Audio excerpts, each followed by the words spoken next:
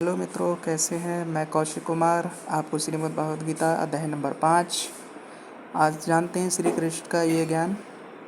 अर्जुन ने कहा, हे कृष्ण, पहले आप मुझसे कर्म त्यागने के लिए कहते हैं और फिर भक्तिपूर्वक कर्म करने का आदेश देते हैं। क्या आप अब कृपा करके निश्चित रूप से मुझे बताएंगे कि इन दोनों में से कौन अधिक लाभप्रद है। श्री कृष्ण ने कहा अर्जुन से, मुक्ति के लिए तो कर्म का परित्याग तथा भक्तिमय कर्म दोनों ही उत्तम है, किंतु इन दोनों में से कर्म के परित्याग से भक्ति युक्त कर्म श्रेष्ठ होता है। जो पुरुष न तो कर्मफलों से घृणा करता है और न कर्मफल की इच्छा करता है, वह नित्य सन्यासी जाना जाता है। हे महाबाहु अर्जुन, ऐसा मनुष्य समस्त द्वंद्वों से रहित होकर भवबंधन को पार कर पूर्णतः मुक्त हो जाता है। जो भक्ति भाव से कर्म करता है, जो विशुद्ध आत्मा है और अपने मन तथा इंद्रियों को वश में रखता है, वह सबों को प्रिय होता है और सभी लोग उसे प्रिय होते हैं। ऐसा व्यक्ति कर्म करता हुआ भी कभी नहीं बंधता।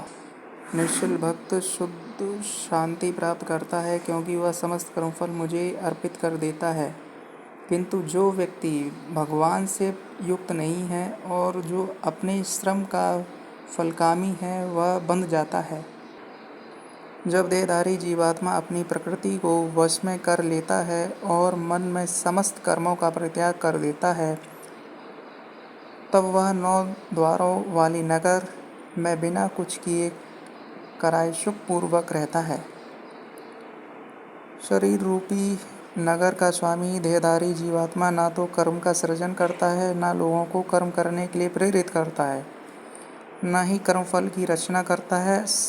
यह सब तो प्रकृति के गुणों द्वारा ही किया कराया जाता है। परमेश्वर न तो किसी के पापों को ग्रहण करता है, न पुण्यों को, किंतु सारे देहधारी जीव उस अज्ञान के कारण मोहग्रस्त रहते हैं जो उनके वास्तविक ज्ञान को आच्छादित किए रहते हैं।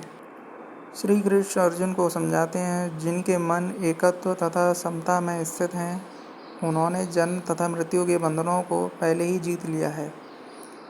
वे ब्रह्म के समान निर्दोष हैं और सदा ब्रह्म में ही स्थित रहते हैं। श्री कृष्ण समझाते हैं अर्जुन को, हे अर्जुन, बुद्धिमान मनुष्य दुख के कारणों में भाग नहीं लेता, जो कि भौतिक इंद्रियों के सत्संग से उत्पन्न होते हैं। हे कुंती पुत्र, ऐसे भोगों का आदि तथा अंत होता है, अतः चतुर व्यक्ति उनमें आनंद नहीं लेता। यदि इस शरीर को त्यागने के पूर्व कोई मनुष्य इंद्रियों के वेगों को सहन करने तथा इच्छा एवं क्रोध की वेग को रोकने में समर्थ होता है, तो वह इस संसार में सुखी रह सकता है। श्री कृष्ण समझाते हैं, एक गुप्त ज्ञान अर्जुन को, समस्त इंद्रिय विषयों को बाहर करके दृष्टि को वहों के मध्य केंद्रित करके प्राण तथा अपान वायु को नथनों को भीतर रोककर इस तरह मन इंद्रियों तथा बुद्धि को वश में करके जो मोक्ष को लक्ष्य बनाता है, वह योगी भय तथा क्रोध से रहित हो जाता है, निरंतर इस अवस्था में रहता है, वह अवश्य मुक्त है हमेशा के लिए।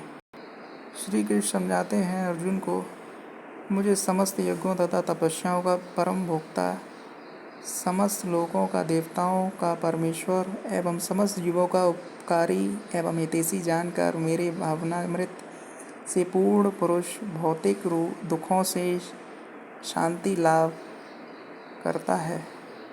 गीता श्री कृष्ण का अध्याय नंबर 5 कर्मयोग।